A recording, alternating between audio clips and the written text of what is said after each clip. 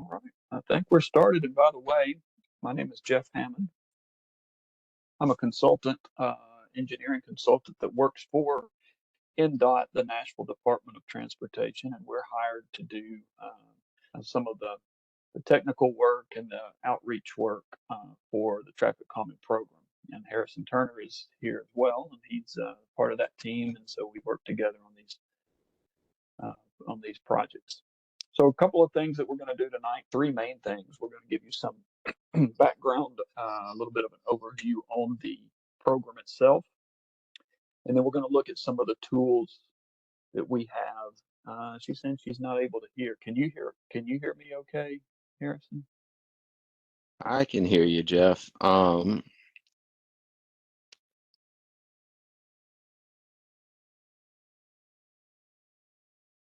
See.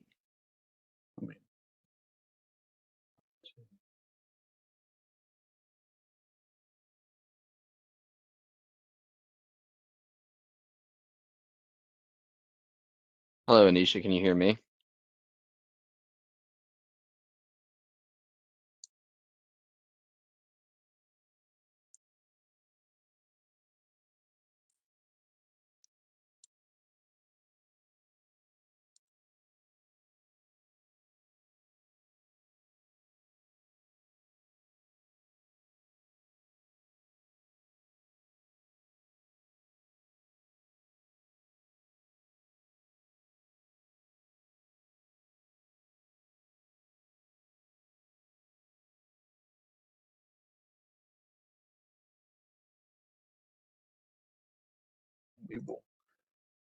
We'll pick up from there. So thank you again for your time and joining us this evening. And I was saying we're going to do three main things. We'll give you a little bit of an overview of the program and how Kings Lane got introduced into it.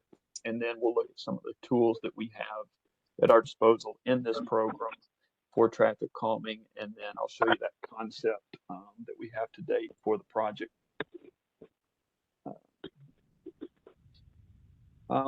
You're probably familiar with traffic calming. Metro has done quite a few projects at this point.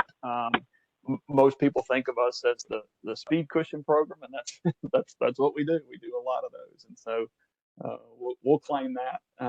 But we really focus on residential streets. Kings Lane is a little bit of a different type. It's actually called a collector, which just means it's really intended to move a little bit more traffic and generally at a little bit higher speed. But we know the characteristics of this segment are still very residential, and it's, in a lot of ways, it's hard to distinguish it between a typical local street. So we do traffic calming on collector streets. We do focus on speed reduction. That sounds obvious, but sometimes people engage the program hoping that we can take traffic off of their road and put it somewhere else. And that's not what we do. We try to design our projects such that we're not shifting traffic from one street to another. We're just trying to get it to slow down and drive responsibly. And we do that by implementing physical solutions. We do have some educational aspects, some signage and those kind of things, but we know that nothing really slows traffic down quite as effectively as putting something physically in the street that car has to navigate or drive over to lower speed. So that's where we really focus. There are other aspects, as I just mentioned, besides just what we do, and we call what we do engineering. We affect some change in the street in order to bring speeds down. But of course, there's an enforcement component that can be very effective. But we know the police department's out there doing very important work otherwise, and doesn't always have a lot of resources to dedicate to traffic enforcement. And then education is an important component as well. We recognize the value of that. We just at NDOT through the Department of Transportation, we really are focused more on those changes to the right of way from an infrastructure standpoint. There's a lot of different reasons why people engage this program and ask for this service from Metro. This is one of them. We know the pedestrian aspect of trying to use these residential streets is really important. And we also know that speed has a is a huge factor in the survivability of a crash if unfortunately there is a pedestrian car crash. And so we do look at this in terms of have there been crashes on the street, but this is an interesting graphic just to show how important speed is in determining whether a pedestrian survives an event like that or not. So that's among other reasons why we really focus on speeds in neighborhoods. This is very much of an in-demand program. I don't know how long Kings Lane has had an application in, how long you may have been waiting for this service, but a lot of people are. Right now we have well over 400 unique applications for streets just like yours, of people that saying we got the same problem.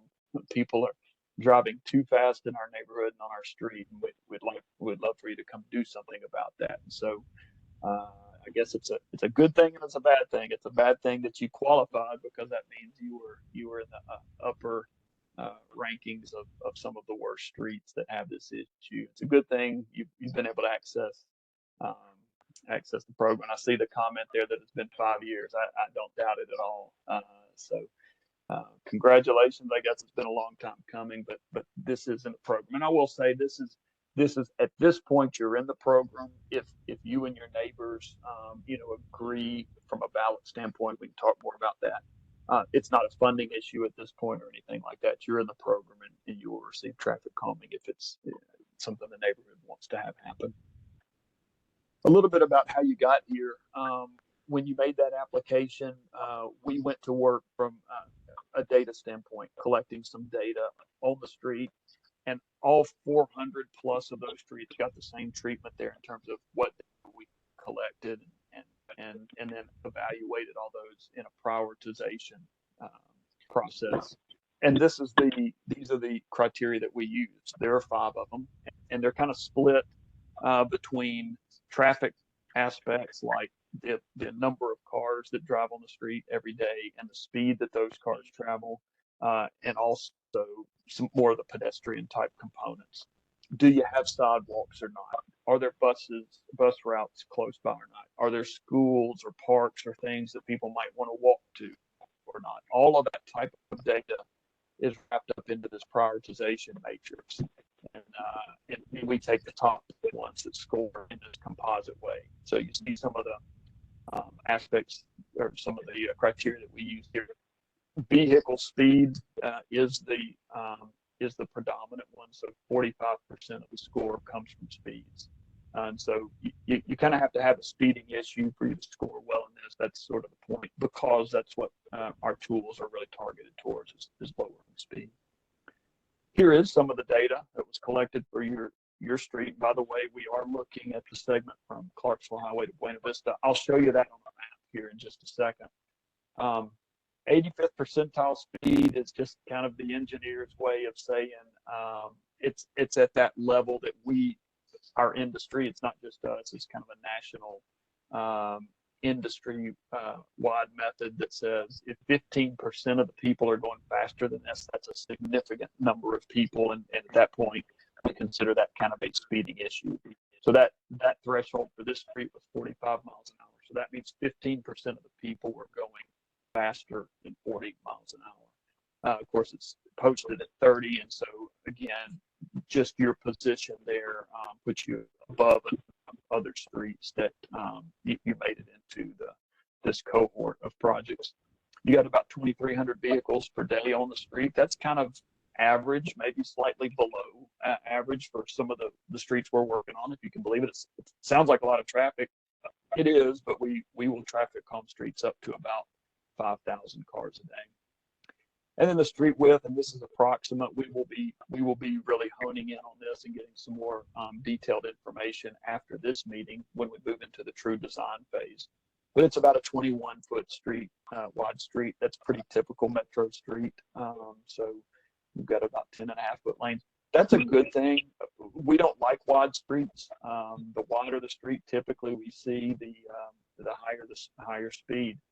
There's a lot that goes into that in terms of is it straight or curvy? Yours is straight. I don't think you have a lot of hills on here. So when you've got a wide array, a straight street with no hills or no obstructions, that can be a recipe for higher speeds. Land use also plays a part in that, how far houses are set back. And I think you got a little bit larger lots here in this part of North Nashville. So it's not surprising that in this kind of suburban type of a context, we're seeing higher speeds there. This is the map I was referencing, and I like it. It is available on our website. It's an interactive map. This is just a snapshot, but when you go to the Traffic Calming webpage for Metro, and I realize this is something you can't see if you're not looking here, but you can go to that website. You can pull up all of the information for all of Davidson County, and it's just a street map with some of the streets highlighted in different colors. And Kings Lane is highlighted in green. And what the green streets mean is that they are currently being worked on in the program. They've been initiated into the program. They're not complete yet. They're somewhere in development. So we're doing the first meeting here on Kings Lane tonight. The purple lines, the purple streets that you see are streets that have put in an application but have not made that cutoff. They've not been selected. So that can be helpful if you were wondering, if another street has been applied for already. You don't have to do another application. You can see if we already have one in on that. And then you may, way over on the far right-hand side of the slide, you just see one, I think, on Delway. It's a blue dashed line, and those blue lines indicate that there has already been a traffic calming project implemented on that street. And that can be helpful if you haven't seen our speed cushions or driven on those. That lets you know where you can go find some that might be close to you or close to your work, and drive on them and see what you think about them. See the effectiveness of those. So that's just a map. And again, you can see the limits of our project here from Clarksville to Buena Vista. So I'm going to talk about a few of the tools that we have to work with. The first one is really our bread and butter. This is our go-to. These are speed cushions. They show up on probably 97% of our projects. 95+% of our projects really are focused on the speed cushion for a couple of reasons. One is, of course, they work.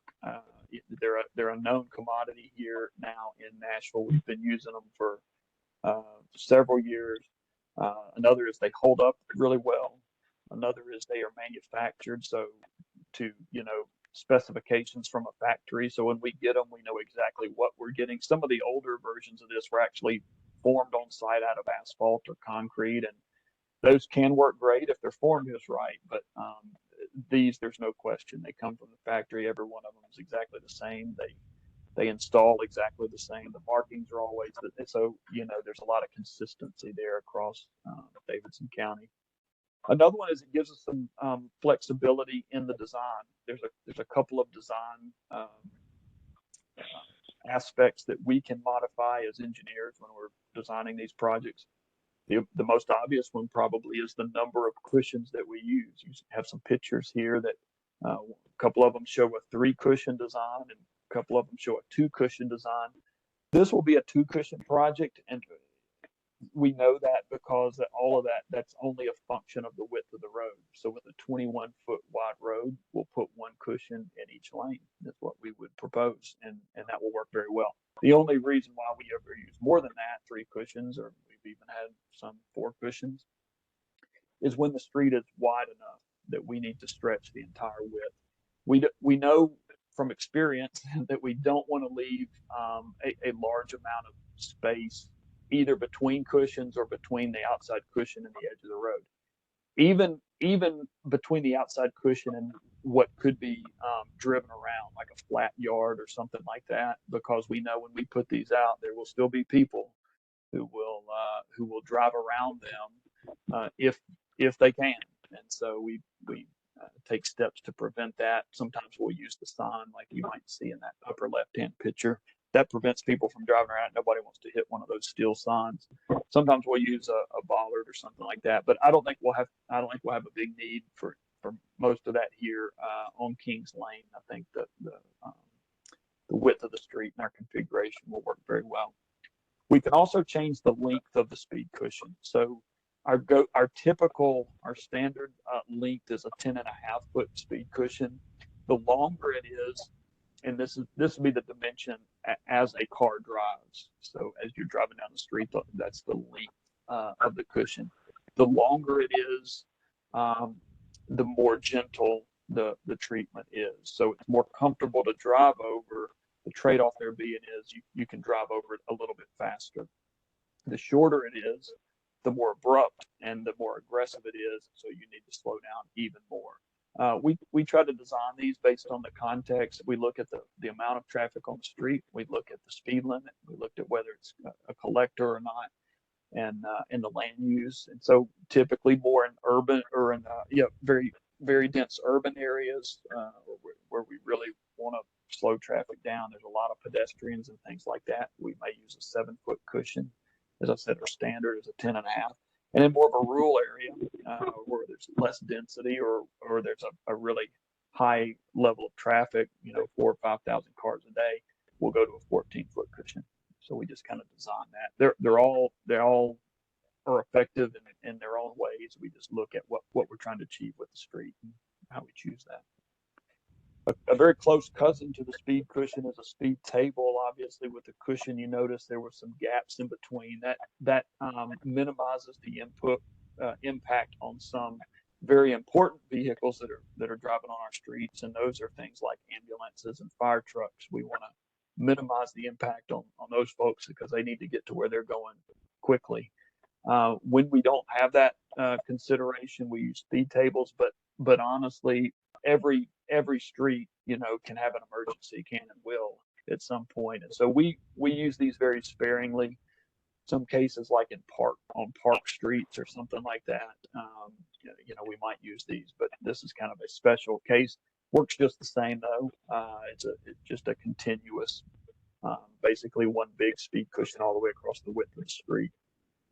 Same vendor, by the way, produces both of these. The product is really the same. It's just different how it's configured. We do have some before and after data. We continue to collect this. We have a little bit. As engineers, we always wish we had more. But here's some information that just shows you the effectiveness of these on a 7 foot cushion. And so we're seeing, somewhere between about a 9 and a 12 mile-an-hour decrease on average. But every street's a little different, and the design is a little different, and the spacing of the speed cushions makes a difference, and where you're measuring this before and after speed. So we know they're effective, and when you drive over these in a neighborhood, and if you have the luxury of just sitting and watching for a little while, you see that they really are effective, and people do, for the most part, drive these very responsibly. They're not foolproof. You still have people that probably drive too fast over them, but generally it does a really good job of taking care of the worst issues that you might be experiencing. There's another tool that we use, probably in second place in terms of how often we use it, is the feedback sign. We typically will use these where we can't put a speed cushion in, and that would be places like where if you've got a steep hill or a steep curve, or you just got so many driveways you can't fit one in without blocking somebody's driveway, which we don't do. We might use something like this. The jury's kind of out on the effectiveness here. You see that we have seen, at least over the short term, pretty decent effectiveness on the feedback signs. Some people think they work really well, and people think they not so much. So, but it is a tool that we will use, and this gets back to some of that education component that we were talking about, just making sure we're trying to reinforce the fact that you may not even know you're speeding out there, but this sign can let you know that. Another thing that we will use occasionally is try to visually narrow the street. Talked about that a little bit earlier. You might have a street that has no pavement markings, and sometimes introducing pavement markings can help with that. We have to be careful on that.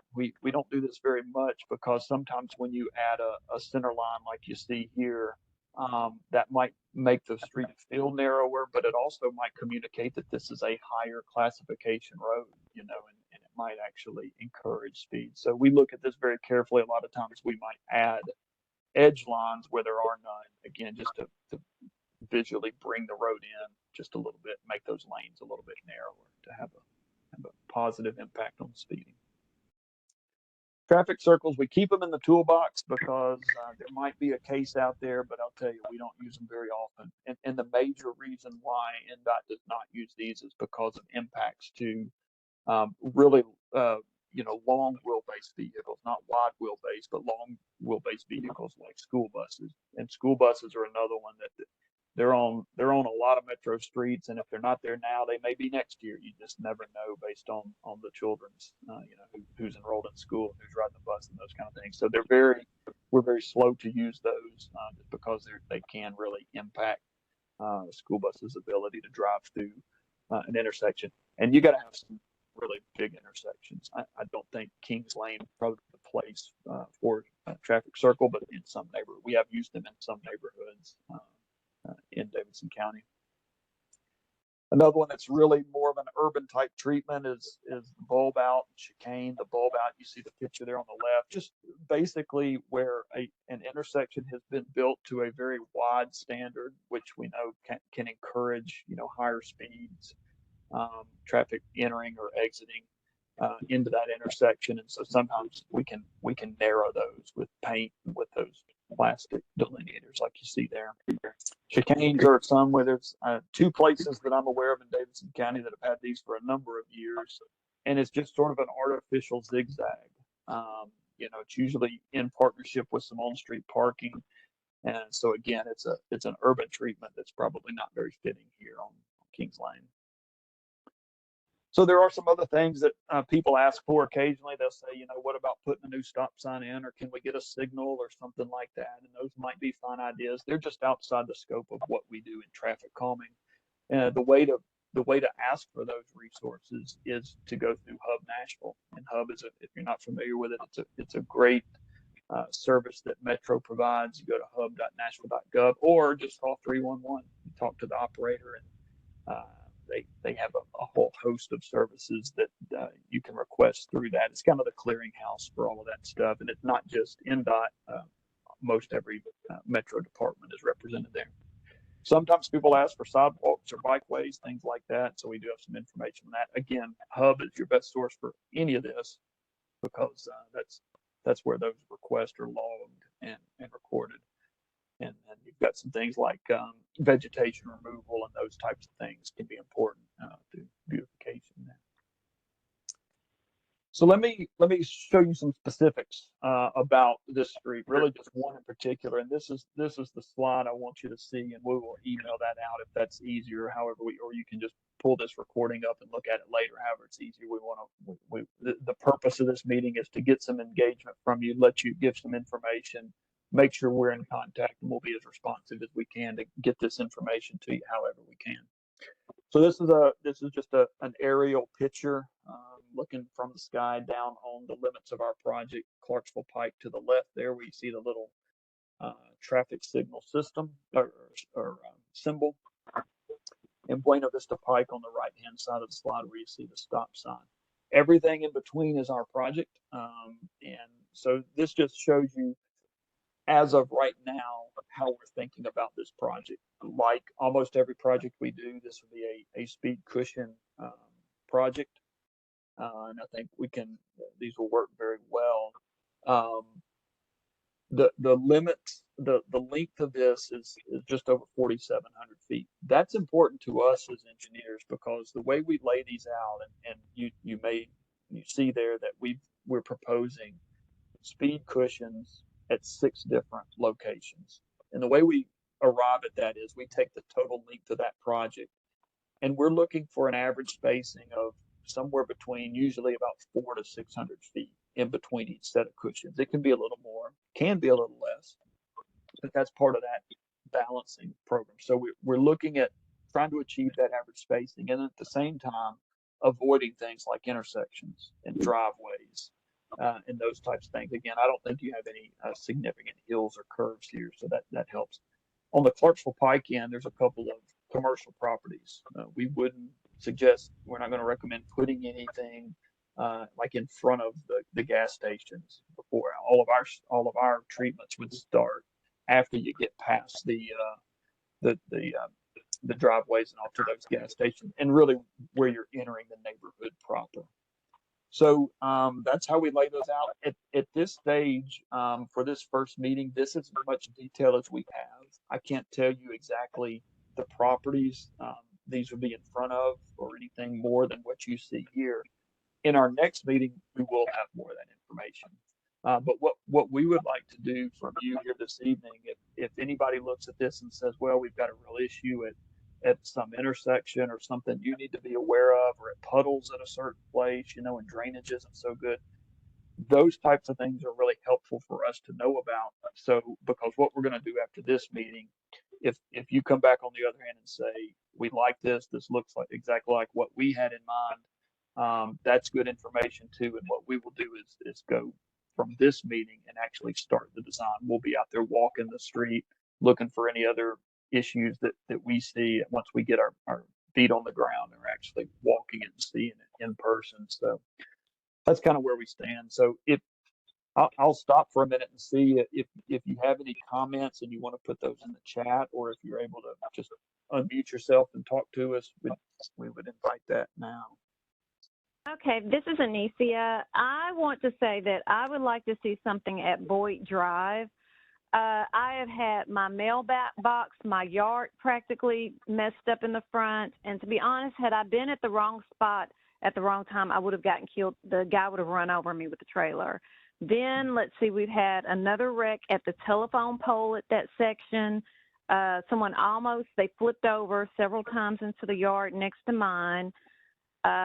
We've had people running into people's yards at Boyd Drive. They're going about 80 miles per hour, and we have a school that's right in that section. The school is closed right now, but they're doing renovations to the school, and I anticipate with the number of people moving to the area that eventually the school may be reopened.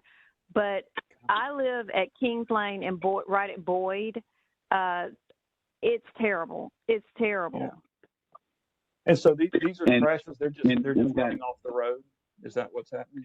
Yeah. And see, I live across the street from her, and so when they coming down the street, they're doing about 60 to 70. So I've had in my yard, they've run in my yard, and I've had to put boulders in the yard so they don't hit my house. And they have hit the fire hydrant. They've hit everything that you can hit except me. So they've hit my mailbox going up Boyd. So I've had to remove my mailbox and put it a little further back with the okay of the mail person. They said it was okay. They could still reach it there. But, yeah, if those speed bumps or whatever they call them, the cushion ones, I would like them to be wide enough where they can't go around them, because on one side of the place you have a sidewalk, on the other side you don't. So I want to make sure that when they can't go around them no matter how fast they go. And I know that we have a motorcycle or a motorbike that's very loud, and he speeds through it. I know he's going to get right straight through the middle of the cushion. So that's what I would like to see, if they could do that. And you said earlier it was 400 to 600 feet apart. Was that how you want to? Yeah, that would be good. The closer, the better to me. Okay. Well, you may can tell on this slide. I mean, while this is not really detailed, it is realistic enough. When you see, I'm looking right in the middle of the slide. You may not can see this. I recognize that, but Boyd Drive comes right in the middle of my slide. And the cushions that we've got spotted on either side are probably the two closest cushions we've got on the whole project. And that's not because we knew anything about Boyd Drive. That's more because that was the best way to fit those in within that limits and looking at the driveways. So I think it's just kind of fortuitous it worked out that way. But we will certainly look at that, and I appreciate that. One thing we tell people is, go ahead. And another thing, too, see, once you're on Kings Lane, they are moving so fast that once you get to Boyd, they're turning so fast that they could turn up in my yard, and that has happened. So if they put a speed bump just before you get over it and then have to turn, that's fine as well, because some of them are turning at a high rate of speed that they've hit my boulders. And I don't know if you got a Is that any more common from one direction than another? I mean, do you see that more if they're coming from Clarksville Pike or Buena Vista? Coming from Clarksville Highway to Board when they're turning on the left-hand side, going up Board. That's another. That's another problem. They're making a left, right? They're making a left, and they're making it very fast. They don't turn at the normal. But see, you see that a lot when you're out cutting grass or out in your yard, and you just see it more so, especially where me and Anissa live. We see it at a higher rate because of the turn and the length of the street. I'm obviously not really familiar with this intersection yet, but one thing that comes to mind when we showed those bulb outs, I mean, is that something y'all would be interested in if we were to narrow, because that's kind of their purpose. The purpose of those is you narrow the throat of that intersection. So that intersection is probably fairly wide. You can kind of narrow those, but you're gonna have those plastic things sticking out there in the intersection. Some people like that, and it works well. No, they'll run those over. They'll run those over. That doesn't work on Kings Lane. They will run those over and don't think twice. They won't think twice about it. And see, I'll be picking them up, putting them in the trash because I had to go out there and pick them up. So if they had the ones that you showed on the screen, the wider ones with I guess they were the big wide speed bumps, they would be better. Yeah. We'll definitely use these speed cushions on the main line, but I'm talking about more at the intersection, just to narrow it. But they do get hit. They go missing, and then they're kind of I hear you. That's why we kind of put it out there. Some people don't appreciate them. So they run those over. That would be trash, So I was going to say one thing we tell people, because people will say, there's a specific spot location where, there's a lot of crashes, or there's a crosswalk, or we know kids cross here, or whatever. And they'll say, can you do something about that? And occasionally we can, when it's like related to speed at this intersection, we'll take a look at that and see if we can, but sometimes we can't. But what we tell people is, look, when these speed cushions go in, that solves a lot of the problems, because a lot of these problems are all just things that are directly related to the speed on Kings Lane. And if we can slow down the speed on mainline Kings Lane, it will help a lot of the situation. And that doesn't mean you have to have a speed cushion right at that spot. If we're doing our job well and we've got them spaced out and we get a good slow progression of traffic on Kings, it's going to be a different type of a street, and some of those issues will just kind of take care of themselves, we hope. And I do have another question.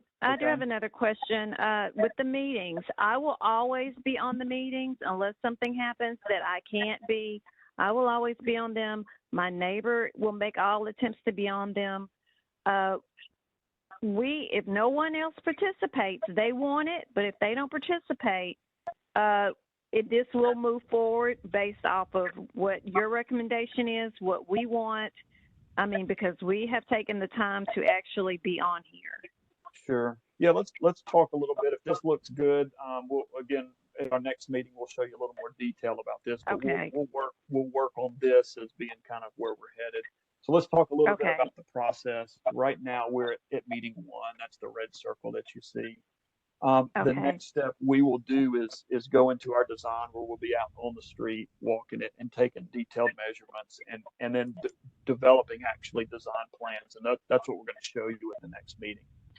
So at meeting 2, we'll show you that. And then we're also going to talk about the kind of the final steps to this. And the big one is the online ballot. That's the next to last circle that you see there. And so directly to your question, even if people don't come to meeting 1, they don't come to meeting 2, they don't respond to anything, there'll be one more opportunity where they will get to see the project, and everyone gets an opportunity to vote on the project, and that happens through that online ballot process. Yes, ma'am. So I got a question. So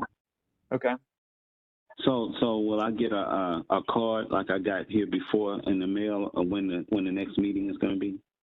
Yes, sir, you will. You'll get a card for the next meeting, and Okay. you know, we'll reach out probably in 3 or 4 weeks. It shouldn't take any longer than that for us to do our design work. We'll go ahead and set that second meeting up and have it, and then after that, Do you you have will get any another. idea? Do you have any idea of when the meeting would be? I don't.